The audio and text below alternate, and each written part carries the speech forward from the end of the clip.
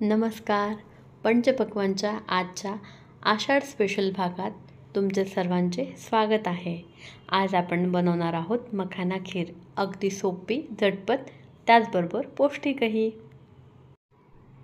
त्याआधी जर तुम्हाला माझे व्हिडिओ आवडत असतील तर प्लीज लाईक, शेअर आणि चॅनलला सबस्क्राईब करायला विसरू नका.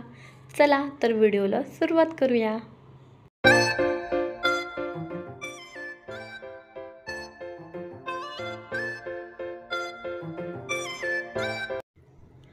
रामकृष्ण हरी मंडळी, चला सुरू करूया.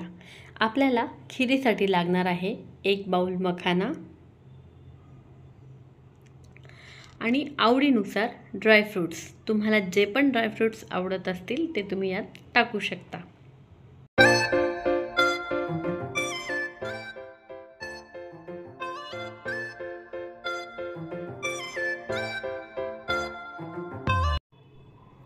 आपण तुपात हा मखाना छान क्रिस्पी होईपर्यंत फ्राय करून घेणार आहोत.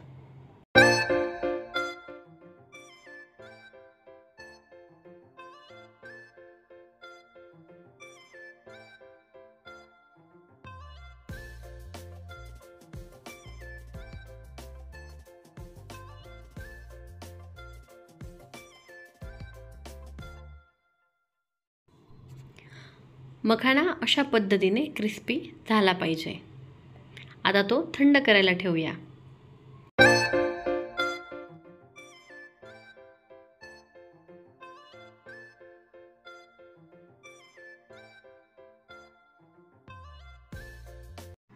आता त्याच कढईमध्ये आणखी तूप घालून आपण सगळे ड्रायफ्रूट्स फ्राय करून घेऊया.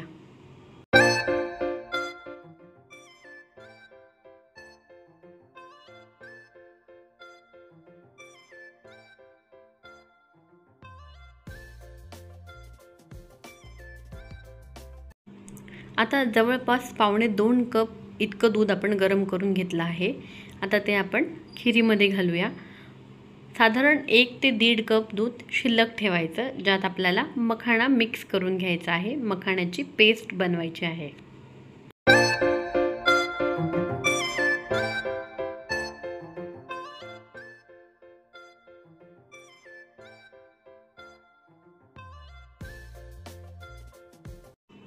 मखाना छान थंड झाला आहे. आता आपण तो बारीक वाटून घेऊया. अशा पद्धतीने त्याची पावडर बनवायची आहे. आणि आपण जे शिल्लक ठेवलेलं दूध आहे त्यात आपण मखाण्याची पेस्ट करून घेऊया. इथे थोडं दूध कमी पडलं आहे, तर आपण यात खिरीतलं दूध वापरून पेस्ट बनवूया छान. लक्षात घ्या, इथे गरमच दुधाचा वापर करायचा आहे, थंड दुधाचा वापर करायचा नाही, नाहीतर मखाण्याच्या गाठी होतील. आता ही सर्व पेस्ट आपण खिरीमध्ये ट्रान्सफर करूया. आता सगळी पेस्ट आपण ही खिरीमध्ये टाकल्यानंतर छान आपल्याला खिरीला उकळी येऊन द्यायची आहे.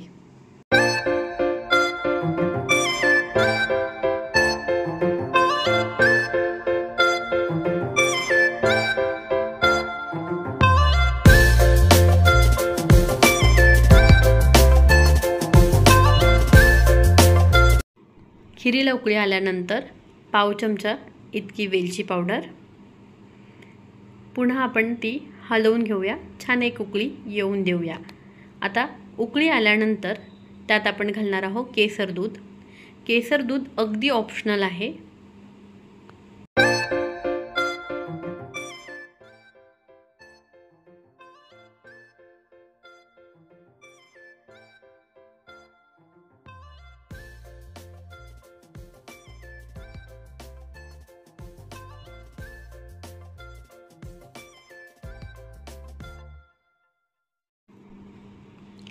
आता यात चवीनुसार, आपल्या आवडीनुसार आपण साखर घालून घेऊया.